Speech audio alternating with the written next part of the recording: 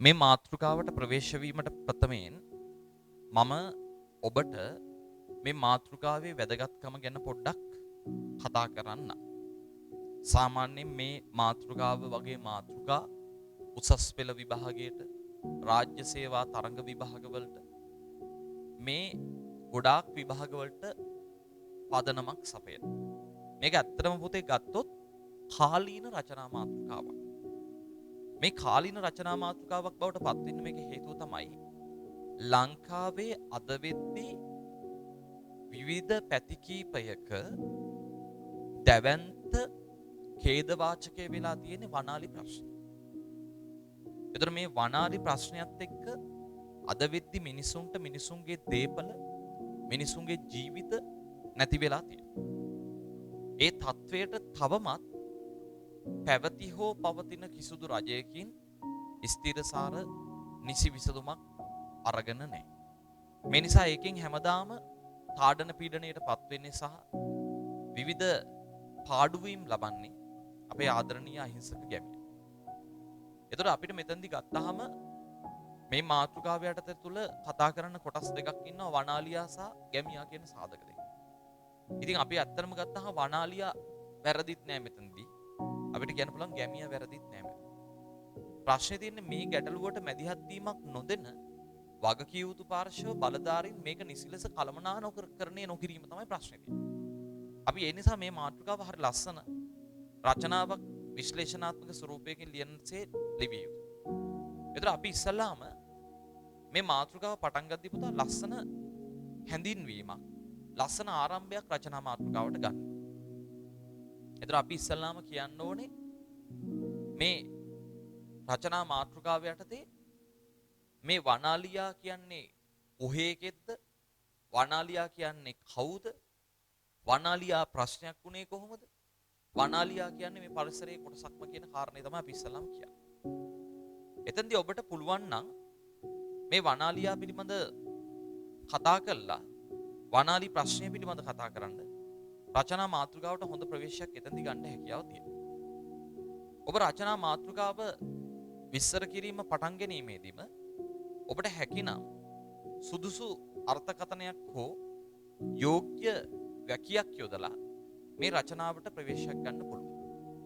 ඔබ යොදන අර්ථකථනය හෝ යෝග්‍ය වැකිය පරිසරයට සම්බන්ධ වන විදිහ අර්ථකථනයක් හෝ යෝග්‍ය වැකියක් යොදනවා නම් මේ රචනාවට ලකුණු ටිකක් ගැනීමට පදනමක් සකස් වෙනවා.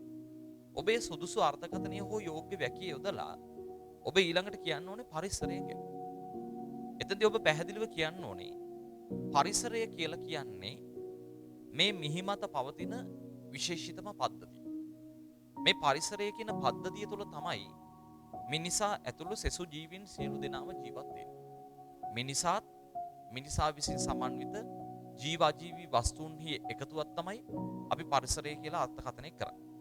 එතන මේ පරිසරය තුළ ජීවී වස්තුන් විදිහට මිනිසා සහ අනෙකුත් සත්වයින් ඉන්නවා.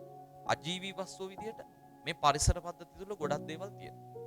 එතන මේ පරිසර පද්ධතිය තුළ ජීවත් වන මිනිසා ඒ වගේම තවත් ජීවිනුත් සමස්තයක් වශයෙන් ගත්තහම එකම මට්ටමේ කොටසක් විදිහට තමයි පරිසරය ඉදිරියේ සැලකෙන්නේ. මිනිසා අනිත් ජීවීන්ට වඩා බුද්ධිමත්, සිතා බලා වැඩක් කළ හැකි සත්වෙක් වුණත් මේ පරිසර පද්ධතිය තුළ තියෙන අනිත් සාධකත් මිනිසා හා සමපාතයි. විශේෂයෙන්ම ගත්තාම පරිසරයට මිනිසා කියන සාධකෙත් එකයි වනාලියා කියන සාධකෙත් එකයි. දැන් අපි අපේ මිනිස්සු ලොකුයි කියලා, අපේ මිනිස්සු රැක ගන්න ඕන කියලා, අපේ මිනිස්සු වටිනවා කියලා අපි ගැන විතරක් හිතලා මිනිස් වර්ගයාගේ උන්නතිය පමණක් හිතලා වැඩ කරාට අපේ පරිසරය ඒ විදිහට කරන්නේ නැහැ. මොකද පරිසරය කියන දැවැන්ත සංකීර්ණ සාධකයේ ඉදිරියේ මිනිසත් වනාලියත් කියන සාධක දෙකම එකක්. ඒතර අනිවාර්යයෙන්ම මෙතන මිනිසා සහ වනාලියා කියන සාධක දෙකේ ගැටීමක් අද වෙද්දී අපේ රට තුල දක්නට ලැබෙනවා. ඒ ගැටීම නිසා, ඒ වනාලි ගැටීම සහ මිනිස් ගැටීම නිසා අද වෙද්දී වනාලියාට ජීවත් වීමට සුරක්ෂිත ස්ථානයක් නොමැති වෙන වාසයේම අවිහිංසක මිනිසුන්ගේ ජීවිත ගණනාවක් නිරපරාධේ වියකී යනවා. එතකොට මේ වනාලියා පරිසරයේ සාධකය. මිනිසා පරිසරයේ සාධකය. නමුත් මිනිසා සහ වනාලියා මේ පරිසරයේ සාධක දෙකක් වෙලා තියෙද්දී යම් කිසි නොගැලපීමක් සහ ගැටීමක් නිසා අද වෙද්දී එකිනෙකා අතර යම් ආකාරයේ ගැටුමක් ප්‍රශ්නයක් ගැටලුවක් ඇති වෙලා තියෙනවා. ඒකෙන් විශේෂයෙන්ම පාඩු විඳින්නේ අපේ අහිංසක ගැමියන් සහ මිනිසු. වනාලීන් හිත්පිට නැතුව කරන ඇතම් අනතුරුදායක ක්‍රියාකාරීත්වයන් හලා අපේ රටේ අහිංසක මිනිසුන්ගේ ජන ජීවිතයට දැඩි බාධාවක් පැමිණෙනවා. ඒ නිසා මේ ආරම්භක කොටසේදී ඔබ රචනා මාතෘකාව පැහැදිලිව කියන්න ඕනේ. මේ නිසා දීර්ඝ කාලයක් තිස්සේ ලංකාවේ පැන නැගුණු අදටත් පවතින හෙටටත් පැවතිය හැකි මේ වන අලි ගැටලුව කියන එකට ස්ථීරසාර විසඳුම් සෙවිය යුතු කාලය මේ එළඹ තිබෙන්නේ.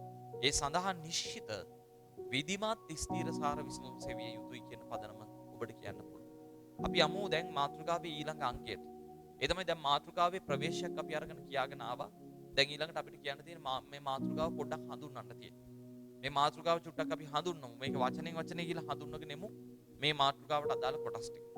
අපි ඉස්සෙල්ලාම කතා කරනවා මෙරට කියලා වචනයක් නේ. මෙරට වනාලි ප්‍රශ්නේනේ කතා කරන්නේ පුතා. ඒතකොට මෙරට වනාලි ප්‍රශ්නය ගැන කතා කරද්දී අපි ඉස්සෙල්ලාම කියන්න මෙරට කියන්නේ මොකක්ද? මෙරට කියලා කියන්නේ ශ්‍රී ලංකාව. ඒතකොට ශ්‍රී ලංකාව කියන රට ගැන පොඩි අපි විස්තරයක් මේ කොටස තුල පහදා දෙන්න. අපිට එකපාරට කතා කරන්න බෑ මේ කතා කරන වනාලි ප්‍රශ්නේ තියෙන්නේ ලංකාවේ තමයි දරුණු ලෙස. නැත්නම් මේක ඇමරිකාවේ නෑ.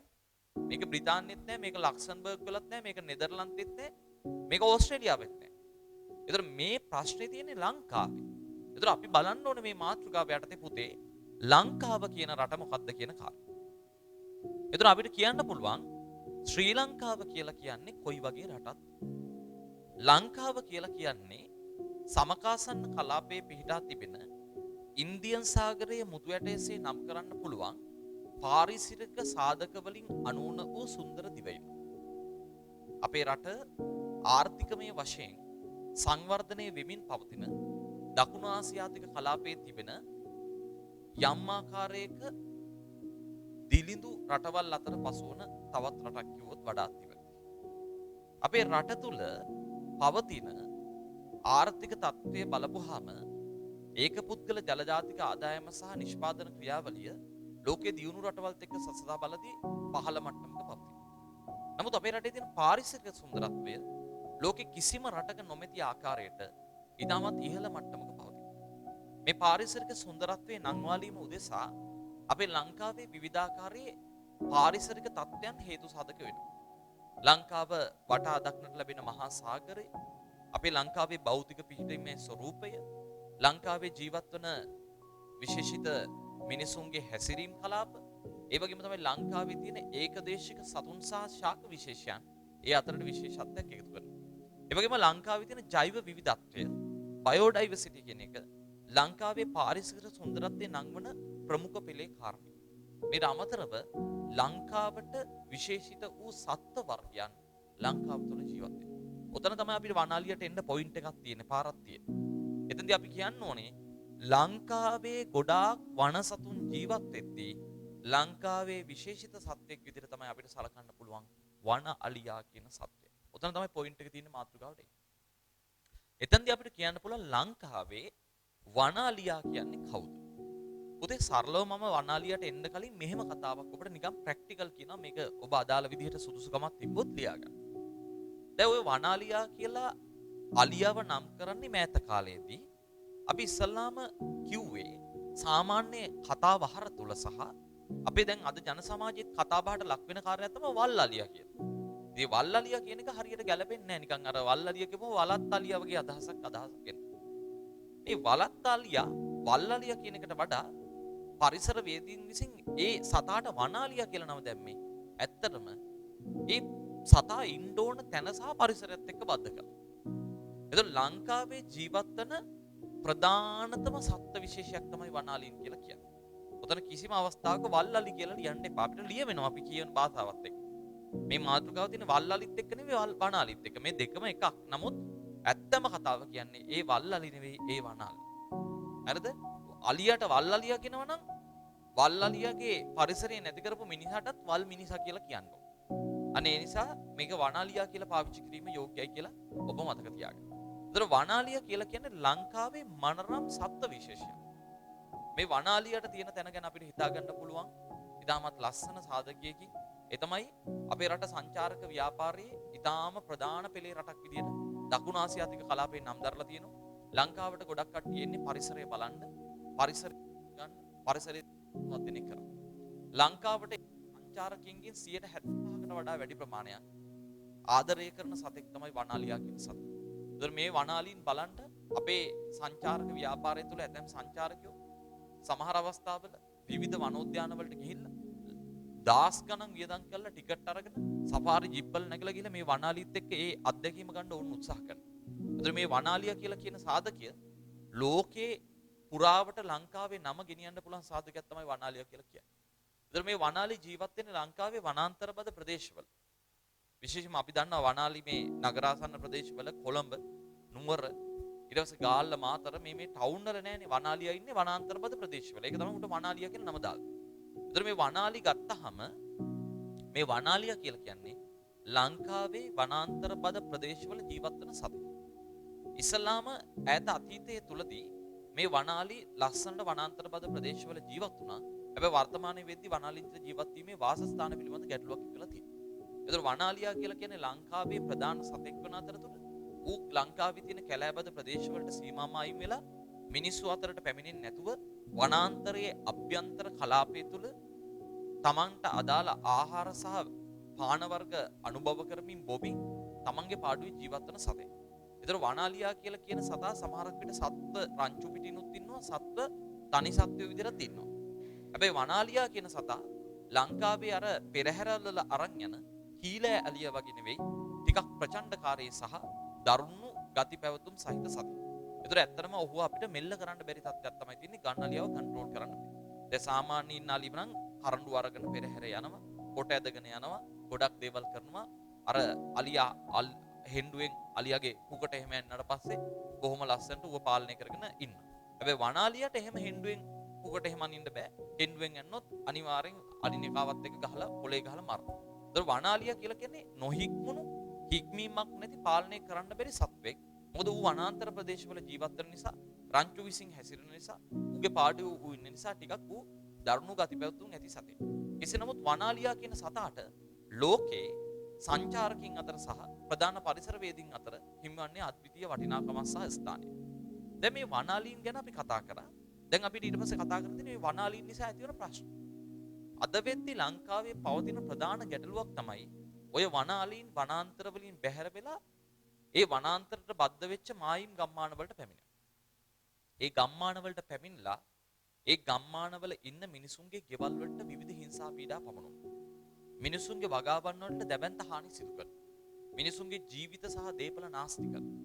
ඒතර මෑත කාලයේ පසුගිය අවුරුදු 10 කාල සීමාව තුළ වනාලි ප්‍රහාර නිසා ලංකාවේ මියගිය අනුපාතය ඉහළ ගිහිල්ලා තියෙනවා. ඒතර වනාලි ප්‍රශ්නය නිසා ලංකාවේ මිනිසුන්ගේ ග්‍රාමීය ජනතාවගේ තිබ්බ කෘෂිභෝග විනාශ වීම වැඩි වෙලා තියෙනවා. ඒතර දත්ත වාර්තා අනුව පෙනී යනවා මෑත කාලයේ වෙද්දී ලංකාවේ වනාලීන් ගම් වැදින ආකාරය සුලභයි කියලා. ඒතර ලංකාවේ වනාලීන් ගම් වැදලා ඒ ගම්වල ඉන්න මිනිසුන්ට දැඩි හිංසා පීඩා කරවලා ඒ මිනිසුන්ගේ සාමකාමී සහජීවනයේ යුක්ත ගත කරන ඒ නිදහස් ජීවිතය සම්පූර්ණයෙන්ම පෙරලලා සමහර පවුල්වල ගෘහමූලිකයා පවා මරණයටපත් කරමින් පවුල් කුටුම්බ විනාශ කරපු අවස්ථාවට අහන්න දක්වන්න ලැබෙනවා. ඒතර සමහර වනාලී ඇතැම් අවස්ථාවල ගම් වැදිලා වනාන්තරින් වනාලීන් විසින් වගාලින් වලට වැටලා සමහරක් විට විදුලි සැර වැදිලා සමහරක් විට ජාවාරම්කරුවන්ගේ ගොදුරු බවට පත් වෙලා වනාලීනුත් මියනවා. ඒතර වනාලියා ගම් වැදීම හරහා භයානක සහ ඛේදවාචක තත්ත්වයන් දෙකක් උද්ගත වෙනවා. එක ඛේදවාචකයක් සහ භයානක තත්ත්වයක් තමයි වනාලියා ගම් වැදීම තුලින් ගම්වාසීන්ට ඇතිවන්නා වූ පීඩාව. ඒක මහත් වූ පීඩාවක්. ඒක මිනිසුන්ට ඉවස ගන්න බැරි පීඩාවක්. දෙක තමයි වනාලියා ගම් වැදීම හරහා ඇතම් අවස්ථාවල වනාලියා විහිම්ම හෝ මිනිසුන් විසින් ඇතම් අවස්ථාවල වනාලියාව ඝාතනය වීම වලට ලක් වෙනවා. වනාලියාට අනතුරු වෙනවා. වනාලියාට තුවාල වෙනවා. ඒ තුවාල වන වෙලා සමහරක් විට වනාලී මරණයට පවා පත් වෙන අවස්ථා ලක්වනු ලැබෙනවා. එහෙනම් මේ தત્ත්වයේ මැඩ පැවැත්වීම උදෙසා අපි අනිවාර්යෙන් ඒකට ස්ථිරසාර පියවරක් ගත යුතුයි. ඒ පියවර ගන්න ඕනේ අංක 1 මිනිසුන්ගේ ජීවිත සුරක්ෂිතතාවයට සහ මිනිසුන්ගේ වගාබිම් සුරක්ෂිතතාවය කිරීම උදෙසා. මිනිසුන්ගේ ජීවිතයයි දේපල හානි අවම කිරීම උදෙසා වැළැක්වීම උදෙසා වනාලීන් උදෙසා පියවරක් ගත යුතුයි. අනිත් පියවර ගන්න ඕනේ වනාලියාගේ සුරක්ෂිත බව උදෙසා තමයි වනාලින් සුරක්ෂිත කරන්නේ. ඒතර මිනිස්සු ගැන හිතලත් වනාලි ගැන හිතලත් වනාලීන්ගෙන් මිනිසුන්ට ඇතිවන ප්‍රශ්න වනාලීගේ ගැටලුව විසඳීම කළ යුතුයි. ඒ විසඳීම කළ යුත්තේ ස්ථීරසාර ක්‍රියාමාර්ග ඔස්සේ. දැන් අපි දන්නවා හොඳටම අපි සමහරක් වෙලාවට නිවුස් වල බව පුතේ බලනවා සමහර වනාලි ගැටලු ඇතිවන අවස්ථාවල මිනිස්සු කියන්නේ එකම කාරණයක්. එකම තැටියක් දාලා රිපීට් කරන සීන් එකක් වගේ තමයි තියෙන්නේ. මිනිස්සු කියන එකම දේ මොකද්ද පුතේ? මිනිස්සු කියන්නේ වනාලීන් අපේ ගමට එනවා. අපි මේ ගැන රජය දැනුවත් කළා තියෙනවා. වන ජීවී ඒක දැනුවත් කළා තියෙනවා. වන සංරක්ෂණය දැනුවත් කළා තියෙනවා. අධිකාරී වලට අපි කියලා තියෙනවා. නමුත් ඒකට නිසි විකල්පයක් නෑ. සමහර කෙනේ අධිකාරී වල කට්ටියත් කියන එකම දේ තමයි අපි අලිවට වල් ගහනවා. විදුලි සර අදිනවා. මෙහෙම දේවල් කරනවා. නමුත් වනාලීගේ තර්ජනය අපිට මැඩ පවත්වන්න බෑ. ඒතර මෙතන හැමදාම වෙන්නේ එක දෙයයිනේ. ඒ දේ තමයි తాවකාලික විසඳුමක් වනාලීන්ට ලබා දෙනවා. වනියාලගලට එක එක රජයන් මාරු වෙද්දී පොඩි විසඳුම් දෙනවා. ඒකට වගකිය යුතු ඇමතිවරුන් සහ නිලධාරීන් ඒකට නිකන් අර ප්ලාස්ටරයක් ඔතනවා ගානවා වගේ එහෙම සුදු විසඳුමක් දෙනවා. ඒ වගේ ස්ථීර සාර ස්වරූපයක් නේ. ඒ වගේ දීර්ඝකාලීන පැවැත්මක් නේ. ඉතින් මේවා හොඳයි අර වනාලියා දවසකට මෙල්ල කරයි. නමුත් වැඩේ කියන්නේ ආපහු ඒ ගමේ මිනිසුන්ට වන වගාවක් කරගන්න දෙන්නේ නැතු වනාන්තර පද්ධතිය තුල ඉඳලා මිනිස්සුන්ට බාධා පමුණන වනාලිය ඇවිල්ලා අවසානට ආපහු ගමේ ඉන්න දෙන්නේ තුන් දෙනෙක් මරලා ඒ මිනිසුන්ගේ ගෙවල් පොඩි කරලා කඩලා දාලා සම්පූර්ණ සුණු විසුණු කරලා යනවා. එතකොට මෙතන මේ නිරන්තරයෙන් ගැටෙන ප්‍රශ්නේ විසඳන්න නම් ඒකට පුතා ස්ථීර විසඳුමක් හොයන්න ඕනේ. මේ අද හෙට නිකන් අරගෙන ඔහේ අත පිහිදගෙන පාඩුවේ හරි දැන් ප්‍රශ්න ඉවරයි කියන විසඳුම් බෑ. මේකට ස්ථීර විසඳුමක් ගැනීමේ කාලය තියෙනවා. ඒක තමයි මේ කියන්නේ ස්ථීර විසඳුම් ගැනීමේ අවශ්‍යතාවයක් තියෙනවා. එතකොට මේ කොටස් ටික අපි කියලා මාතෘකාව හඳුන්වීමේදී ඊට පස්සේ අපි පොඩ්ඩක් මාතෘකාවේ අතීතයේ දෙස බැලුවොත් බැලුවොත් අපිට මෙහෙම එකක් කියන්න පුළුවන්. ඈත අතීතයේදී මේ වගේ ගැටලුවක් අපේ රට තුල ප්‍රධාන වශයෙන් අපිට තිබුණා කියලා හඳ ලැබිලා නැහැ. ඉස්සර අතීත කාල සීමාව තුලදී විශේෂයෙන්ම රාජාණ්ඩු ක්‍රමයන් පාලන සමයන් තුලදී ඔබ විශ්වාස කරන්න වනාලීන් ජීවත් වුණේ පුතා තමන්ගේ පාඩුවේ තමන්ගේ කැලෑවලට වෙලා ජීවත් වුණා. නමුත් දැන් ප්‍රශ්න වෙලා තියෙන්නේ මොකද්ද? වනාලීන් එහෙම ජීවත් වෙද්දී අද වෙද්දී මේ වනාලීන්ට නිසි වාසස්ථාන නොලැබිලා තියෙනවා. ඒතර කැලෑබද ප්‍රදේශවල හිටපු වනාලීන් ගම්බද ප්‍රදේශවලට පැමිණෙන්න හේතුව තමයි කැලෑවල ඒ වනාලීන්ට තිබ්බ අද ඒ තත්වයන්, ඒ පහසුකම, ඒ ආහාර හිඟතාවයක් තියෙනවා. ඒතර ඈත අතීතයේදී මිනිස්සු කැලෑබද ප්‍රදේශවල ගෙවල් හැදුවේ නැහැ. කැලෑබද ප්‍රදේශ එලි කළේ නැහැ. ඒව වන සංරක්ෂිත කලාප ලෙස නම් කරලා තිබ්බා. වන උද්‍යාන වන අභව භූමි කියලා වෙන් කරලා තිබ්බා. ඒතර වනාලිය කවදාවත් ගමට ආවෙත් නැහැ. ගමේ මිනිස්සු කැලෑවට ගිහලා වනාලියගේ වාසස්ථානය නැති කරෙත් නැහැ. හැබැයි අද ලංකාවේ ජනගහන වේගය වර්ධනය වෙද්දී අපේ මිනිස්සු නාගරීකරණයේ සංකල්පයේ යටතේ නගරවල මිනිස්සු පිරුණාට පස්සේ ගම්වලට යනවා. ගම්වලත් ගිහිල්ලා අර කැලෑබද ප්‍රදේශ අයින් වල මිනිස්සු වාසස්ථාන හදාගන්න. ඒතර අපේ රටවල පවතින ඇතැම් අසාර්ථක අකර්මණ්‍ය පටු දේශපාලන තන්ත්‍රය නිසා සමහර මිනිසුන්ට වනාන්තර පවා හෙලි කරලා නිවාස ඉදිකිරීමට අවස්ථාව දෙනවා. ඉතින් වැඩේ තියෙන්නේ අලින්ට ජීවත් වෙන්න තියෙන පරිසර පද්ධතිය වල හානි පැමුණාට පස්සේ ඒ අලින් කරන එකම දේ තමයි තවත් කොරේ හරි පැත්තක ගිහිල්ලා මිනිසුන්ගේ ගම් වලට වෙදලා Tamanට අහිමි වෙච්ච ඒ ආහාර ටික Tamanට අහිමි වෙච්ච ඒ නිදහස ලබා ගැනීමට හදන්නේ අහිංසක මිනිසුන්ගේ ජන ජීවිත වලට හානි කොහොමද? මේක තමයි ඇත්ත කතාව. ඉතිහාසයේ මෙවැනි දෙයක් ලංකාවේ තිබ්බේ නැත්තේ ඉතිහාසයේ අපේ රට තුල ලස්සන සමබර පාලන ක්‍රමයක් තිබුණා මේ රාජාණ්ඩු ක්‍රමයන් තුල. කැලෑබද ප්‍රදේශ වලට සීමා පනවල ඒවට මිනිසුන්ට යන්න තහනම් කළා තිබුණා. වනාලීන් ඔවුන්ගේ පාඩුවේ ඔවුන්ගේ ආතල්ලේ ලස්සනට වැට්ටික් කරන් හිටියා. මිනිස්සු තමන්ගේ දෛනික වෘත්තීන් වල නියුණා. නමුත් අපිට කොහේ හරි වැරදිලා තියෙනවා මේ 21 වන සියවසේ සයිබර් ලෝකයේ තුල අපේ මිනිසුන්ට කොහේ හරි වැරදිලා තියෙනවා. අපේ මිනිසුන්ටත් වඩා අපේ පාලකයෝ මේක වැරද්දුවා. ඒතර පාලකයෝ තමන්ගේ පටු දේශපාලන අරමුණු දිසා කරපු එකම දේ තමයි ජන සංඛ්‍යාවට සමානුපාතික ජනාවාස ඉදිකරන්න අලුතෙන් භූමි හොයන්න වනාන්තර පද්ධතිය වෙනසුවා. ගස් කපා දාන්න පටන් ගත්තා. වනාන්තර පද්ධතිය හායනය කර තිබ්බ වනාන්තර ප්‍රමාණය අඩු කර අර වනාලියට ඉන්න තියෙන වනාන්තර ප්‍රමාණය නැති වෙලා ගියා. ඒතර වනාලියට ඒකේ ප්‍රකෝපකාරී තත්ත්වය නිසා තමන්ගේ වනාන්තර පද්ධතිය හීන වෙච්ච නිසා සහ ඒ වනාන්තර පද්ධතිය තුල නිසි ආහාරයක් නොලැබිච්ච නිසා ඔහු ඒ වනාලිය අන්තිමට තීරණය කරා කැලෑබද ප්‍රදේශ වලින් ගම් වලට ඇවිල්ලා ගමේ මිනිසුත් එක්ක යම් ආකාරයක ගැටීමක් ඇති කරා. එහෙනම් පුතේ ඊළඟට අපිට එන්න ඕන මාතෘකාවේ වර්තමාන පසුබිම ගැන කතා කරන්න. අද වෙද්දී මේ වනාලි ප්‍රශ්න නිසා මිනිසුන්ට මොනවද වෙලා තියෙන්නේ? ඔබ කියන්න ඕනේ. අද වෙද්දී මේ වනාලි ප්‍රශ්න නිසා මිනිසුන්ට ලොකු ප්‍රශ්න සමුදායක් ඇති වෙලා තියෙනවා. ඒ වගේම අද වෙද්දී වනාලීන්ගේ ප්‍රශ්න නිසා වනාලීන්ට ප්‍රශ්නයක් ඇති වෙලා තියෙනවා.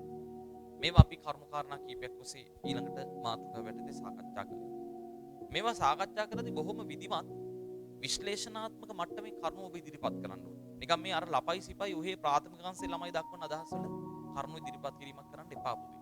ඊටම විධිමත් හොඳ ස්ථීරසාර පියවරක් සහිත කොටසක් අපි මෙතෙන්දි කියන්න ඕනේ. අපිට කියන්න පුළුවන් අංක 1 පළවෙනි ගැටලුව තමයි වනාලි ගැටලුව නිසා ඇතිවලා තියෙන පළවෙනි ප්‍රශ්නේ තමයි මිනිස්සුන්ට මිනිසුන්ගේ ජීවිත හානි වෙනවා. ඒතර වනාලීන් ඇවිල්ලා ගම් වැදලා මිනිසුන්ට පහර දුන්නට පස්සේ අද වෙද්දී මිනිස්සුන්ගේ පවුල් වල ගෘහමූලිකයෝ නැති වෙලා තියෙනවා. මේ ගෙවි ගිය අවුරුදු දෙක තුල තමයි ලංකාවේ වැඩිම වනාලි සංහාරයක් ප්‍රහාරයක් සිදුලා තියෙන මිනිස්සුන්ට එරෙහි.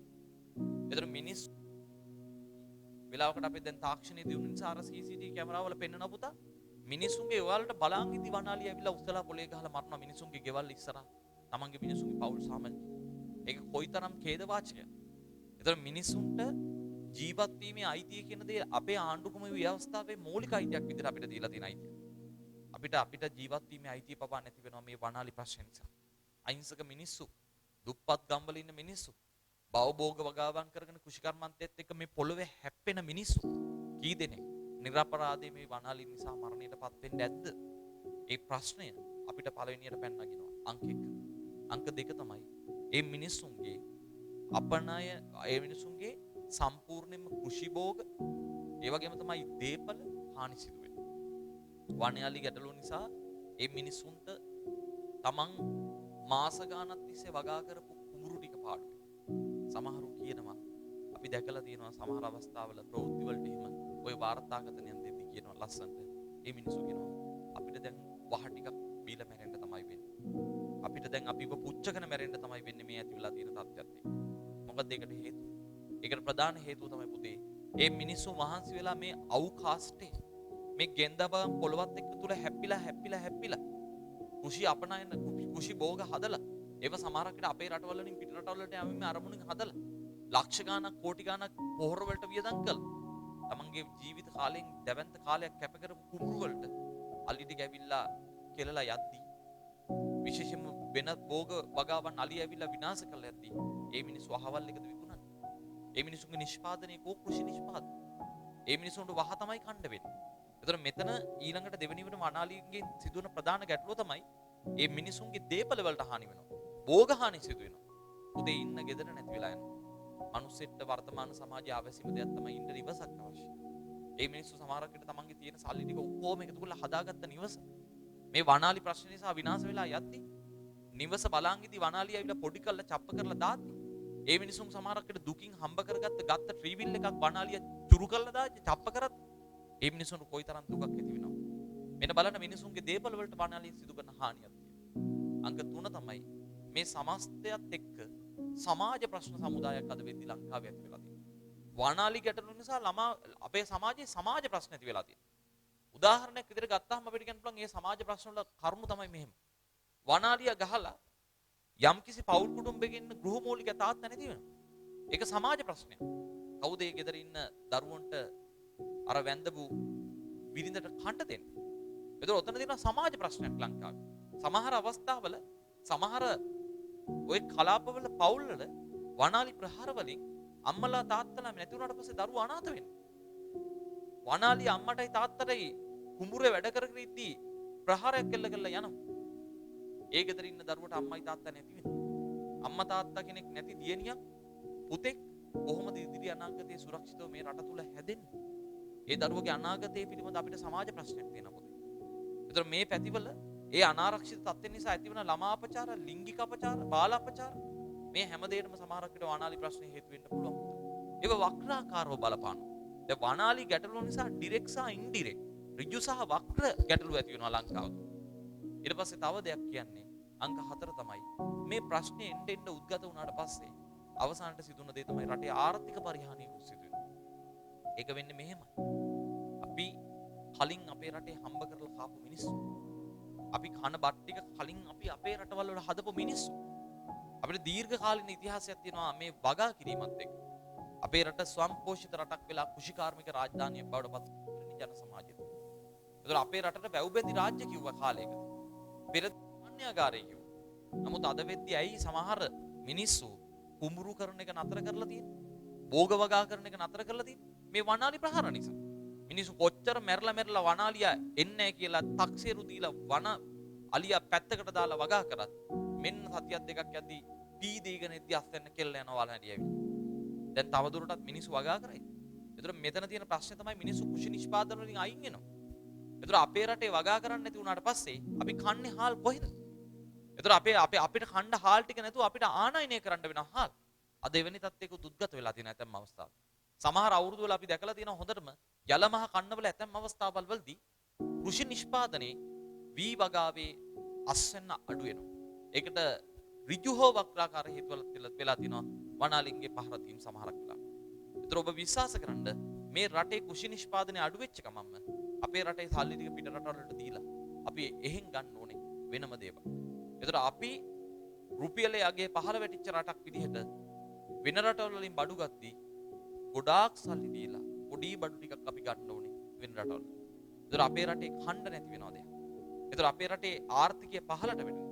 ඉදිරියේදී පුතා අපේ රට තුල ආර්ථික හිඟයක් වගේම ආහාර හිඟයකුත් ඇතිවීමේ දැඩි ගැටලුවක් පැනනගෙන මේ තත්ත්වයට. අපි ඒ නිසා මේ වගාවන් කරන ගොවීන් ටික සුරක්ෂිත කරන්න. ඒ අහිංසක මිනිසුන්ගේ ජීවිත වලට අලුත් අර්ථයක් අපි දෙන්න ඕනේ වනාලි ප්‍රශ්න විසඳන්න. කෙසේ නමුත් අපිට අන්තිමට කියන්න පුළුවන් ප්‍රශ්නයක් තියෙනවා. පස්වෙනි කාරණේ විදිහට මේ හැමදේම කරද්දී අපි බැලුවේ මිනිසුන්ගේ පැත්තෙන්. මිනිසුන්ට හානි වුණා. මිනිසුන්ගේ ජීවිත නැති වුණා. මිනිසුන්ගේ දේපල නැති වුණා. රට අකර්මණ්‍ය වුණා. සමාජ ප්‍රශ්න ඇති වුණා. මේවනේ අපි කතා කරේ. මේවට සාපේක්ෂව තව එක දෙයක් තියෙනවා වනාලියට ප්‍රශ්නයක් වෙලා තියෙනවා. ඔබ මතක තියාගන්න ලංකාවේ මේ විදි පරිසරවේදීන් දක්වලා තියෙන ආකාරයට පසුගිය අවුරුදු 10 තුල ලංකාවේ වනාලි ගහණය ශීඝ්‍රයෙන් අඩු වෙමින් පවතිනවා. එතකොට මේ ලංකාවේ වනාලියට අද දැවැන්ත තර්ජන සමුදායක් තියෙනවා. එක තමයි ගම් වැදිලා වනාලීන් ගම්වල මිනිසුන්ට හානි කරද්දී තමන්ගේ ගෙදර මිනිහෙක්ව මරලා මේ වනාලිය යද්දී තමන්ට කණ්ඩ තියෙන කැම ටිකට හානි කරලා යද්දී මිනිහෙක් වනාලියට හිංසා කරන එක සාමාන්‍ය කාර්යයක්. එතන ගැටලුවක් තියෙනවා. දෙක තමයි ඔය එන වනාලීන් සමහරක් වෙලට මම කියලා දෙන වගාලින් වලට වෙනවා. සමහරක් විට විදුලි සැර බැඳිලා මැරණයටපත් වෙනවා. සමහර වනාලීන්ට පාර හොයා ගන්න බැරි වෙලා අපේ වනාලීන්ව යම්කිසි ජාවාරම් කරුවුන් විසින් මරණයටපත් කරනවා. ඇද්දල ගන්න, ගජමුතු හොයන්න. සමහරකට මේ වනාලීන්ගේ වටිනා අංගුපාංග සොරකම් කරන්න. අද අපේ රටේ ඉන්නවා ජාවාරම් කරු. ඒ ජාවාරම් කරුවුන්ගේ වනාලීන් ඝාතනය වෙලා තියෙනවා. අපි සමහර පැතිවල දැකලා තියෙනවා අමුයේ මේ ඇද්දල ගන්න ඊට පස්සේ ගත්තාම මේ ඇද්දල වල තියෙන වටිනා අංගුපාංග ගන්න ඔබ විශ්වාස කරන වනාලීන් එලිපිට ඝාතනය කරලා තියෙනවා. ඒතර මිනිසුන්ගේ පටු අරමුණු නිසා වනාලීන් ඝාතනය කරපු අවස්ථා කීපයක් අපි මේ පැවතිච්ච ජන සමාජය තුල අපිට හොයාගන්න ලැබුණා.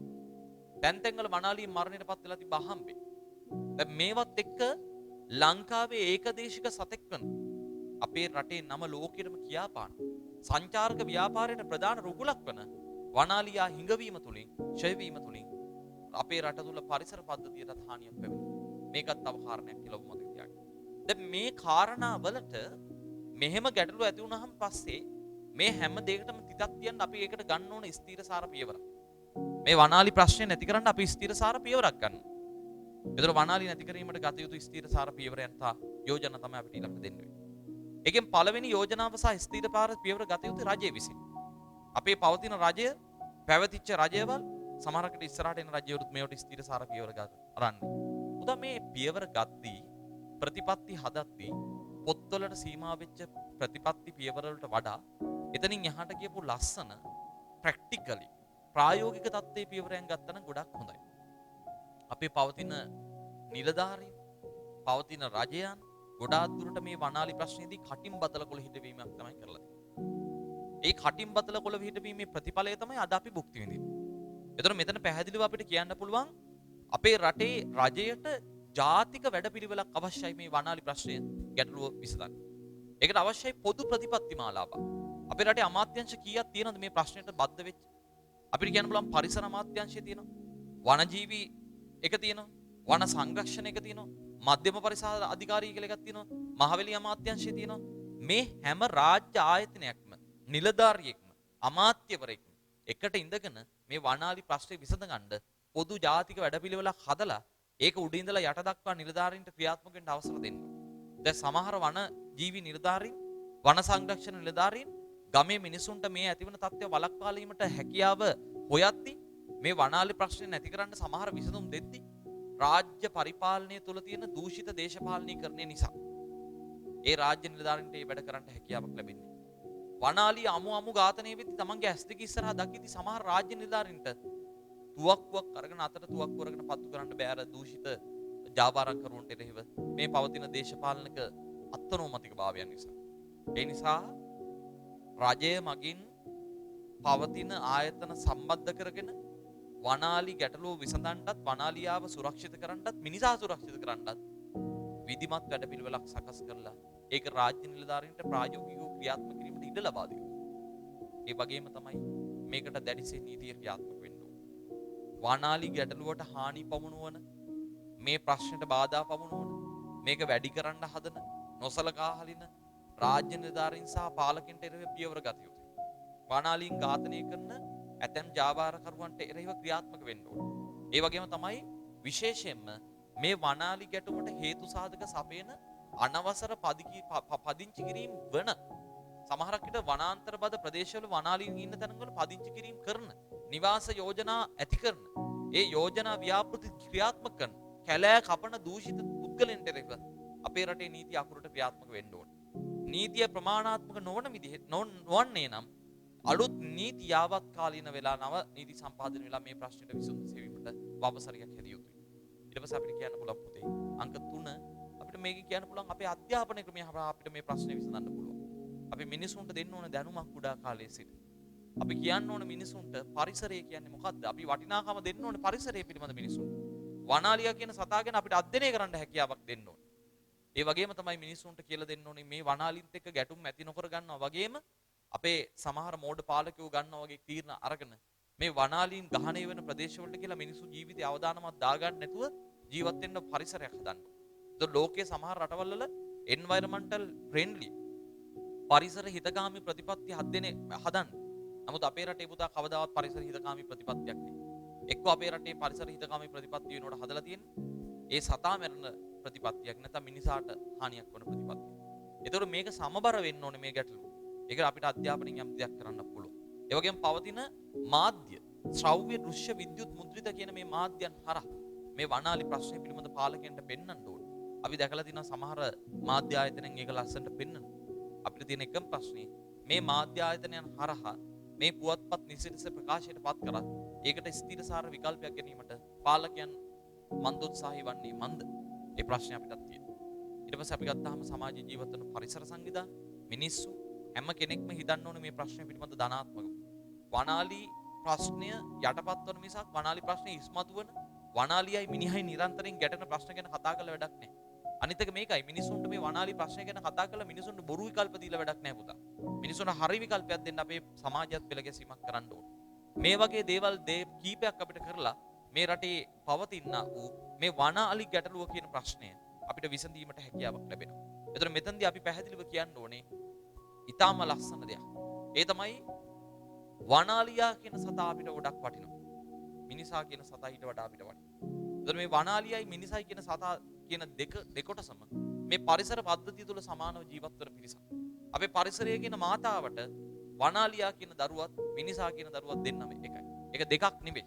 ඒ தත්ත්වය වැඩ කරගෙන මිනිස්සු ජීවත් වෙන්නත් ඕනේ. ඒ தත්ත්වයත් එක්ක ගැටුම් ඇති නොවන විදිහට මිනිස්සු තමන්ගේ වාසස්ථාන හදා ගැනීමත් කළ යුතුයි. ඒ වගේම ඒ தත්ත්වයන්ට විසඳුම් සෙවීම උදෙසා අපේ රටේ වගකිය යුතු නිලධාරීන් ඒකට කටයුතු කළ යුතුයි කියලා ඔබට මේ රචනාව ඔස්සේ කියා පාන්න හැකියාවක් තියෙනවා. රචනා මාතෘකාව අවසානයේදී ඔබ ඉහත ලියන රජ රචනා කොටස් කීපයක් සාරාංශ කරලා දක්වලා රචනා මාතෘකාව ඔබට අවශ්‍ය කරන්න හැකියාවක් තියෙනවා. එතනදී විශේෂයෙන්ම ඔබ කියන්න ඕන එකම දෙයක් තියෙනවා. ඒ තමයි මේ ප්‍රශ්නය ගැන කතා කරද්දී වනාලියා කියන සාධකෙත් අපිට වැදගත් වෙනවා. මිනිහා කියන සාධකෙත් අපිට වැදගත් වෙනවා. මේ වනාලීන් සහ මිනිසු ගැටෙන එකට අපි විසඳුම් හෙවිය යුත්තේ වනාලියටවත් මිනිසාටත් හානියක් වන පරිදි නෙවෙයි. මේ දෙන්නම බේරාගෙන මේ දෙන්නම සුරක්ෂිත කරගෙන පරිසරය සම්බර කිරීමේ පොදු තිරසර ස්ථිරසාර විසඳුමක් තමයි සෙවිය යුත්තේ කියලා ඔබට මේ රචනා මාතෘකාව අවසන් කිරීමේ හැකියාව තියෙනවා.